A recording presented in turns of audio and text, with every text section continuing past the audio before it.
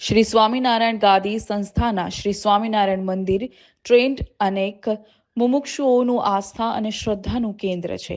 શ્રી સ્વામિનારાયણ ગાદી સંસ્થાનના આચાર્ય જ્ઞાન મહોદધિ પરમ પૂજ્ય શ્રી જીતેન્દ્રિય પ્રિયદાસજી સ્વામી શ્રી મહારાજની અધ્યક્ષતામાં શ્રી રહસ્યાર્થ પ્રદીપિકા ટીકા સહ વચનામૃત ગ્રંથ રત્નની 205મી પ્રાગટ્ય જયંતિની હર્ષ ઉલ્લાસભેર ઉજવણી કરવામાં આવી રહી છે.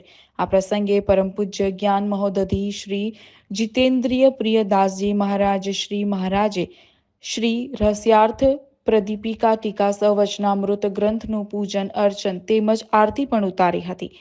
વચનામૃત ગ્રંથનું પ્રાગટ્ય સંવંત 1876ના માગસર સુદ ચતુર્થીના શુભ દિને થયું હતું. તેને આજકાલ કરતા 205 વર્ષ થયા છે.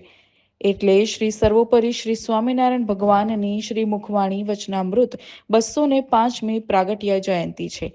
આ ગ્રંથનો દેશ વિદેશમાં પ્રચાર કરવાનું કાર્ય શ્રી સ્વામિનારાયણ ગાદીના આદ્ય આચાર્ય પ્રવર ગુરુદેવ શ્રી મુક્તજીવન સ્વામી બાપાએ કર્યું. ત્યારબાદ વેદરત્ન આચાર્ય શ્રી પુરુષોત્તમ પ્રિયદાસજી સ્વામી શ્રી મહારાજે કર્યું અને વર્તમાન સમયે જ્ઞાન મહોદધિ આચાર્ય શ્રી જીતેન્દ્રિય પ્રિયદાસજી સ્વામી શ્રી મહારાજ દેશ વિદેશમાં પ્રચાર કરી રહ્યા છે.